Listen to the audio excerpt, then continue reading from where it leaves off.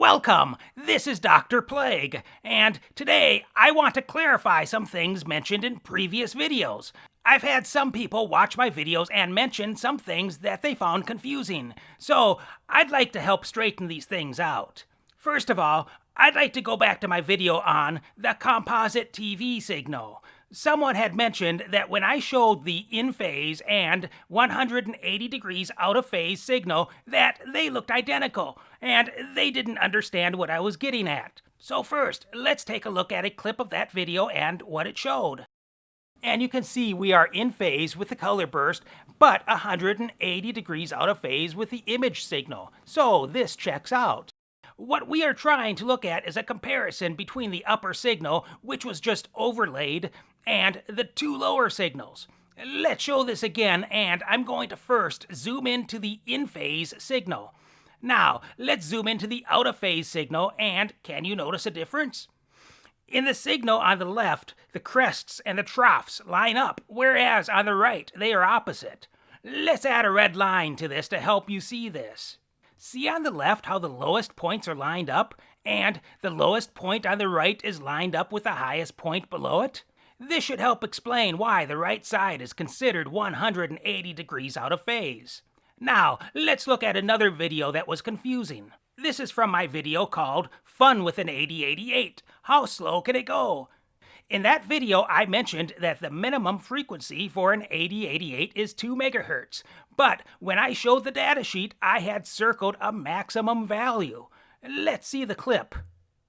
8088 lists a minimum clock frequency of 2 MHz in the datasheet. To explain this, we need to understand that the value that was circled was actually the period of the clock cycle and not the frequency. You see, the datasheet did not list the frequency requirements, but rather the period requirements.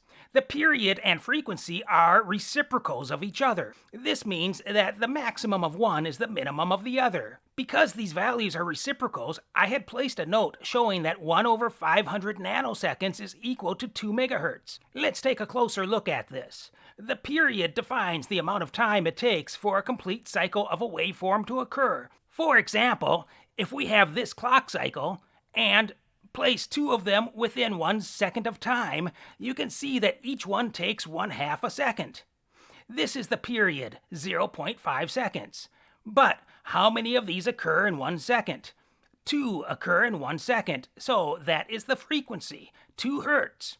Notice that 1 over the frequency gives us the period, or 1 over 2 gives us 0.5, which is what we said the period was in seconds. Also, 1 over the period gives us the frequency, so 1 over 0.5 is 2, and this is the frequency in Hertz. Now, let's look at the case where we have 4 clock cycles in 1 second. You can see that each cycle takes 1/4 of a second, or 0.25 seconds is the period. You can also see that there are 4 cycles in 1 second, so the frequency is 4 Hz. So 4 Hz has a period of 0.25 seconds, and 2 Hz has a period of 0.5 seconds. This shows that the lower the frequency, the greater the period. Therefore, to find the minimum frequency, we need to look at the maximum period. I hope that helps clarify things. So, if I come across more clarifications in the future, I'll make another clarification video. And, if I ever think of more info that I'd like to offer on a particular video, then I'll add it to that video's description. Once a video is published, then I can't edit it anymore, so I will add any updates to the description. Also, if I have any errata to add, because, I'm only Plague, and like any Plague, I make mistakes too. So, I will also add that to the video description. So, be sure to check the description for any of my videos for additional info or possible errata. Also, if you find something that you'd like me to clarify, or if you think you've found a mistake in any of my videos, then please leave a comment or send me an email. You can find my email address on my YouTube page.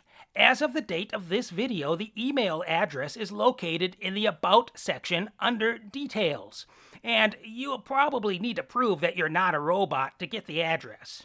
Please understand that I may not get back to you right away because I am a fairly busy plague, but I will do my best, and if I get too many inquiries, then I may not be able to get back to everyone. With that said, thank you for watching. I do appreciate it. Please peck at that like button, and don't forget to subscribe and peck at the notification bell. Thank you, and we'll see you next time, right here on Dr. Plague.